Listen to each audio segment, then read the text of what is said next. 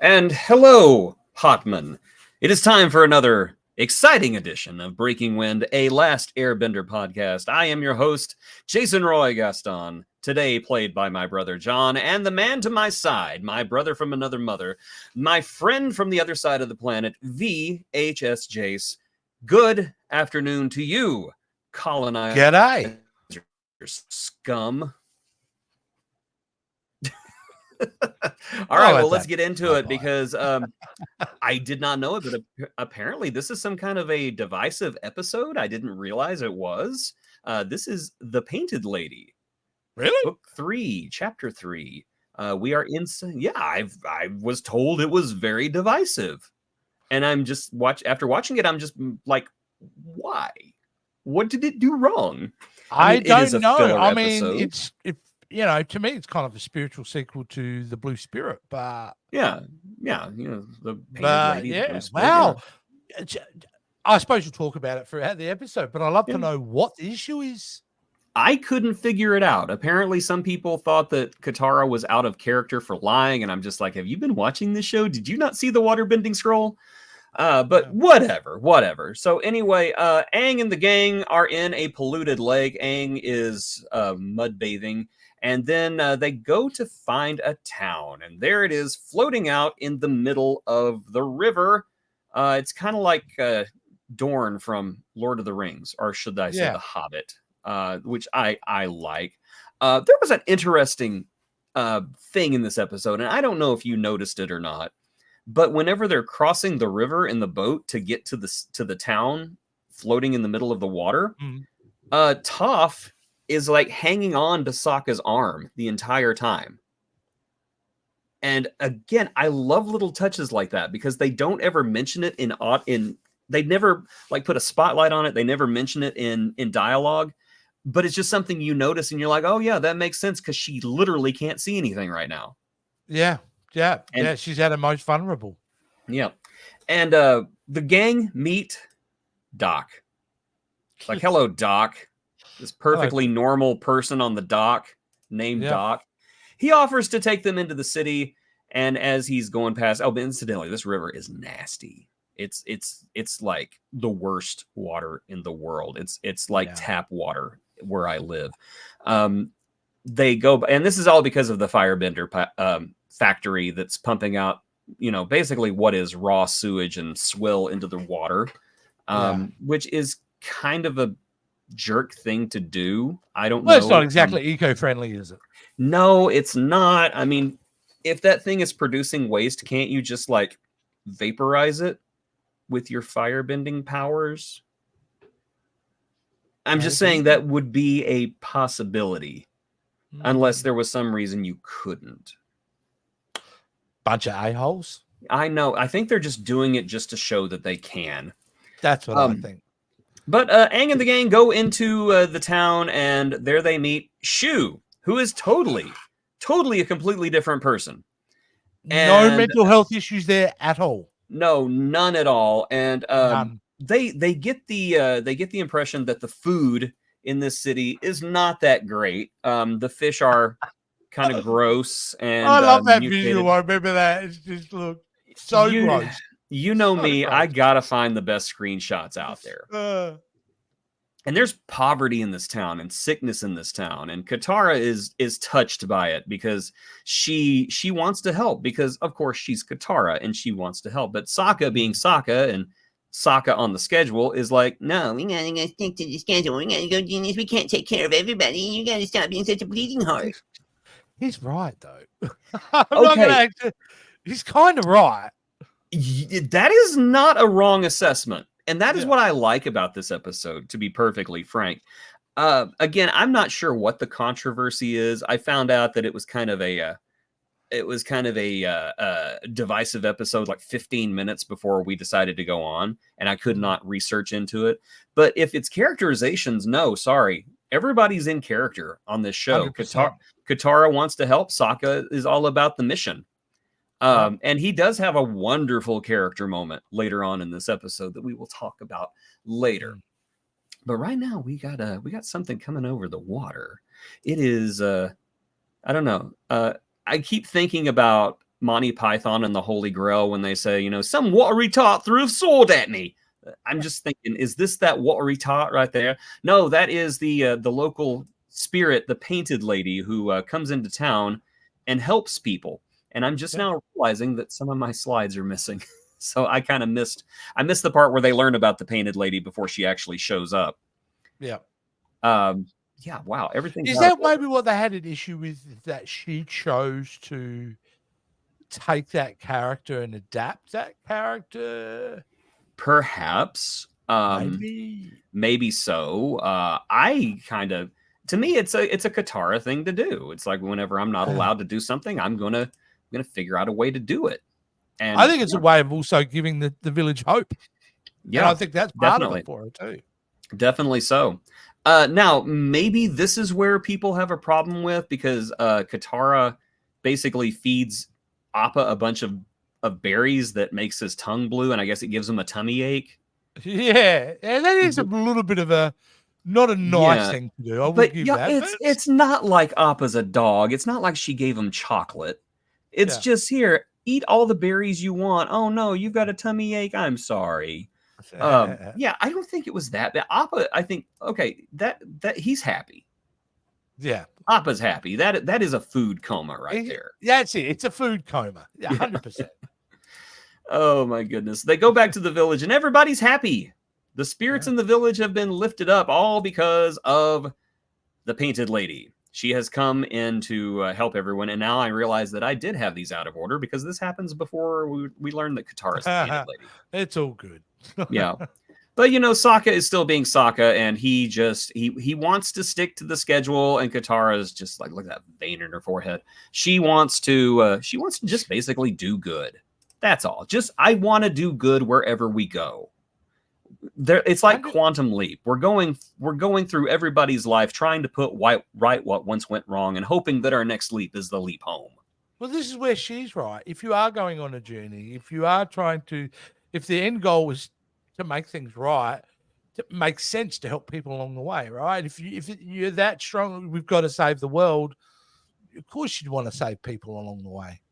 Absolutely, because otherwise, what's the point of anything?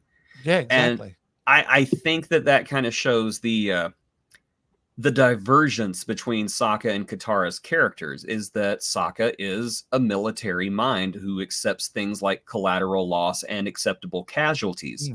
Katara thinks with her heart, and she just wants to help people. As she says later, I'm never not going to help anyone. Yeah. And it's so completely against her morals. And what's so brilliant about all that is, especially before we got Toph, and I'm sure that adds the third dimension, the two halves of Aang. Absolutely. Because he needs to become a soldier, but he also needs to be empathetic at the same time. He does, yes. Speaking of which, Aang spies the painted lady one night and decides to go say hello to her. I love this, because this is old school Aang. Hi, it's just, hi, hi. But then he finds out that the painted lady is Katara.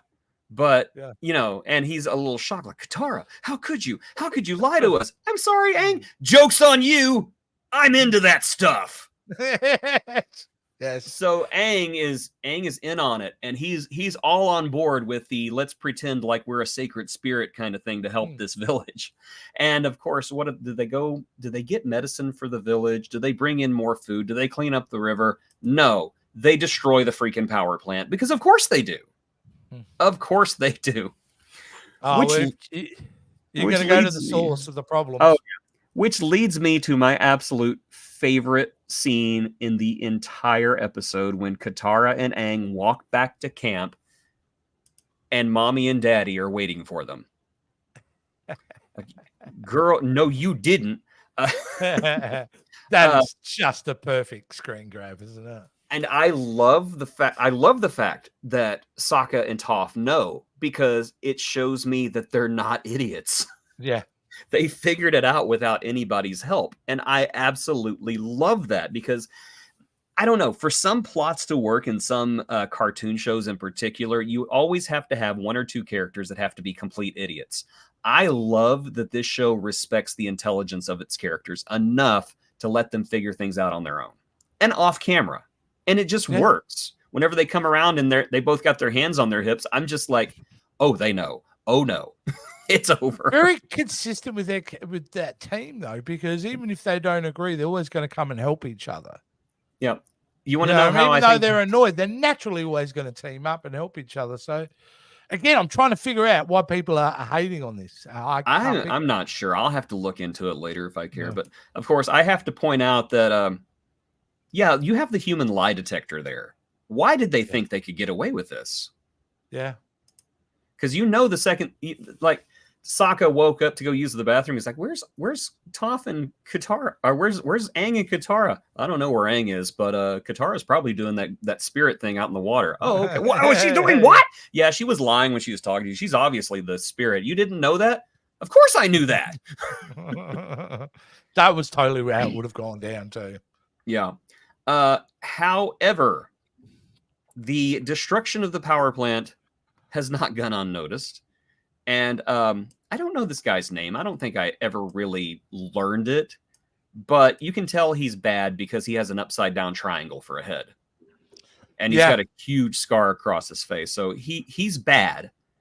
And he's a bad guy. He's just he's a typical run-of-the-mill middle management Fire Nation officer, isn't he? He's Bill Cipher in human form. He is an upside-down Dorito. He's Peridot with the head upside down. Anytime that you want a bad guy, you make their head an upside-down triangle. I don't know why. It just happens, and it just works. It works. But anyway, upside-down triangle, man. He's got like friggin' speedboats. I don't know how these things. How do these things work? They're coal-powered jet skis. Really, though? Are they? I think that's what they're kind of showing. Are they, though? I don't know. I'm not really going to question the logic of their coal-powered jet skis. Yeah. I'll go excuse me, they have coal-powered jet skis? That's impossible. Why didn't they just get a bear seal to ride on? That'd be a lot more believable. Yeah, I'm not going to pick apart the technology of Avatar. No, but I like that you always kind of, every now and again, you see different versions of their tech, which I love. Like in the first season when we got to see those tanks that climbed up the cliff face and all that, which were awesome.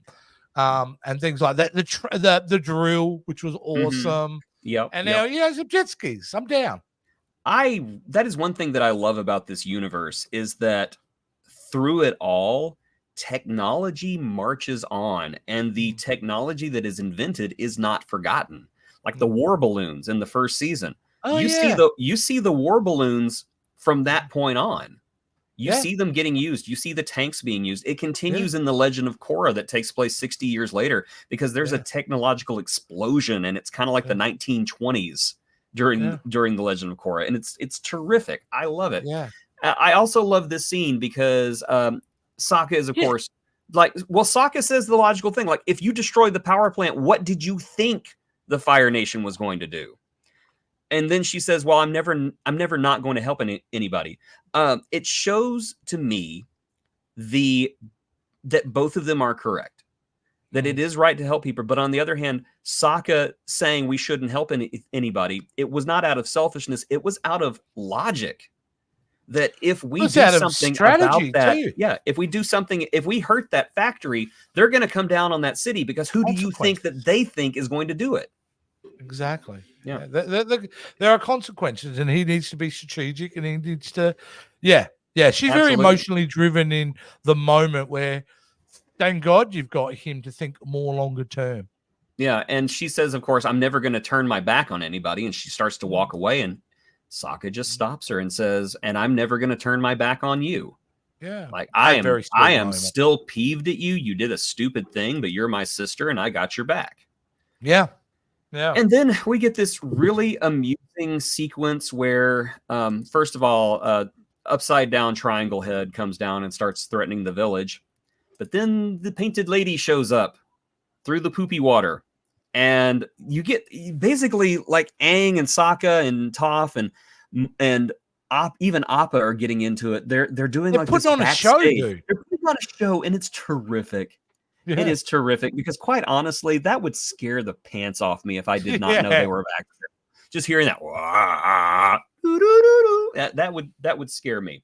We get a very fun fight scene where Aang has to surreptitiously airbend Katara so that she can fight upside down triangle head man. And of course, she is victorious. Yeah. And then something unexpected happened, because who would have thought when you got makeup wet it would come off, and everyone realizes, oh no, this is not the painted lady, this is that Katara woman.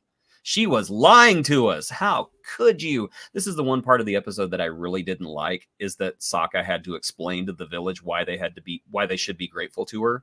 Because again, you should respect the intelligence of your characters. They should have said, wow, you're not the painted lady, but you did save us, so thank you.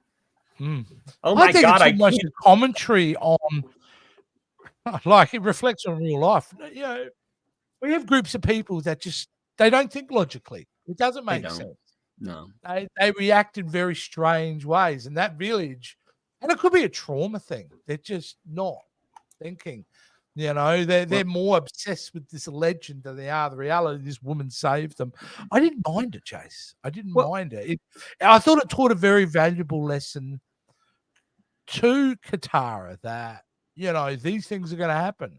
So if you are going to continue to do good things, you shouldn't expect that you're always going to be lifted up on shoulders of a village. You know, some people are just not going to get it.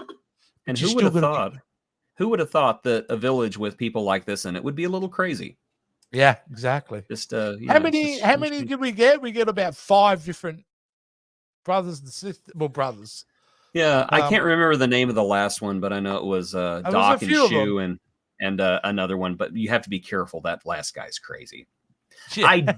I really liked this scene right here, where it was showing the time lapse of the river being cleaned up. And it was done so simply. All they did was turn the frame rate down, and they took some frames out, and it looks like a time lapse. Yeah, very clever, very efficient, and yeah. And also, if you're doing that eco story, you know, you want to show that things can be fixed. Yes, go back to normal. Yes, they can. I think that was a good message as well.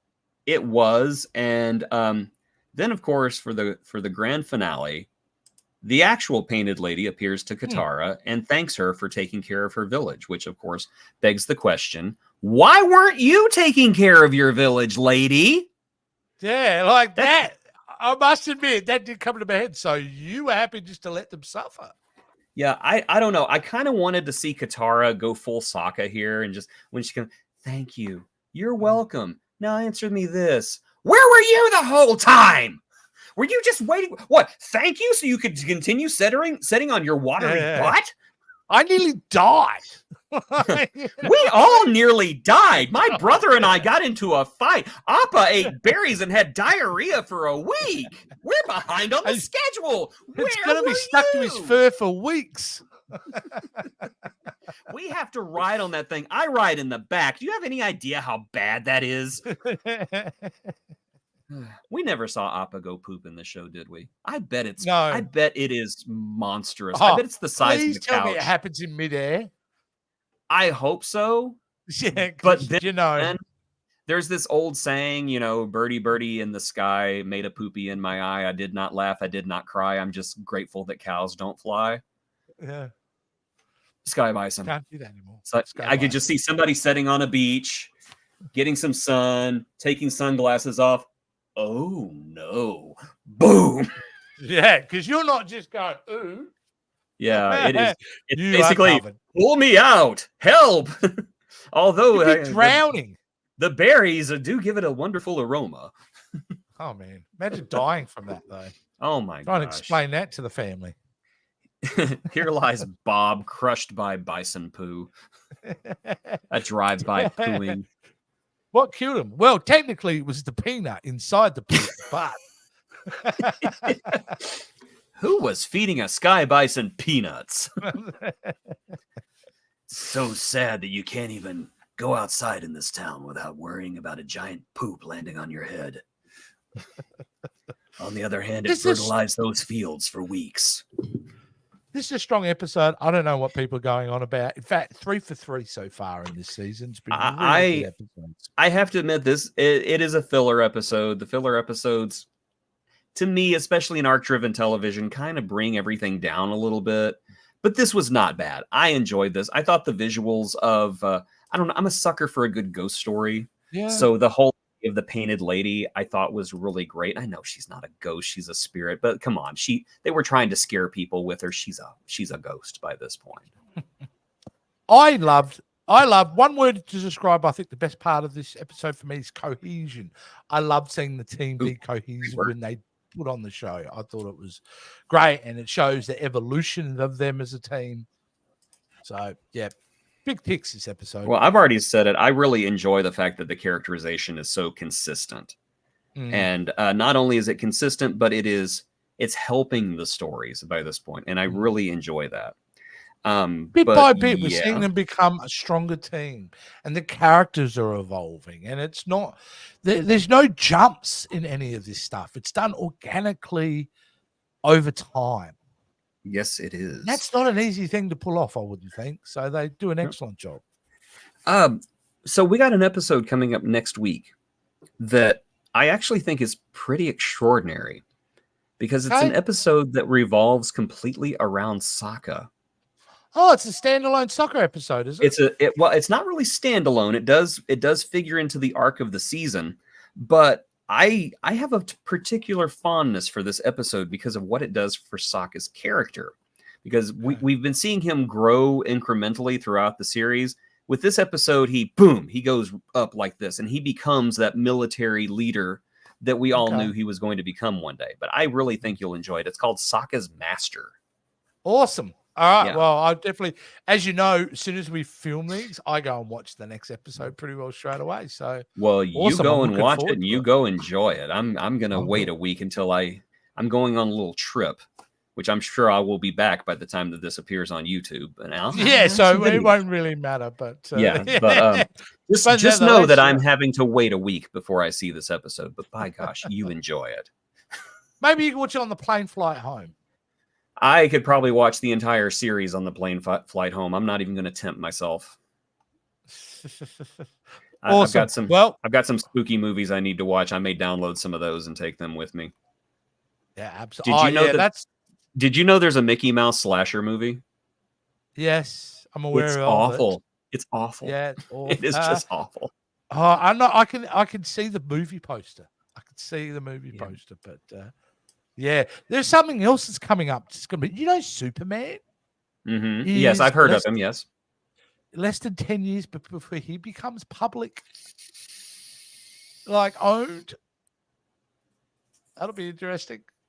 Superman. Truth, justice, and the machete way. That's going to be just wonderful. I've already done it, and it was awesome. It was called Brightburn. Yeah. Brightburn was really good, though.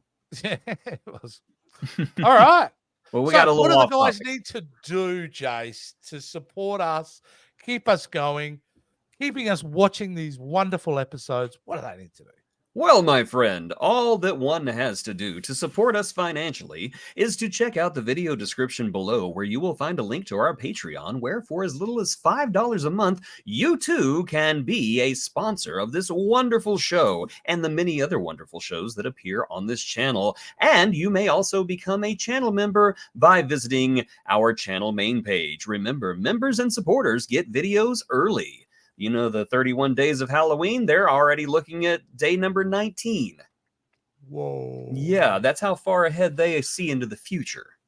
Whoa. There you go. All right, until next time, guys. Yep. Take care. Ciao for now.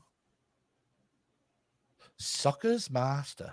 Sokka's Master. Sock it to me. Sokka, burning love. Oh, Sokka, burning love. I think you need a medication or a powder for that. Sounds gross.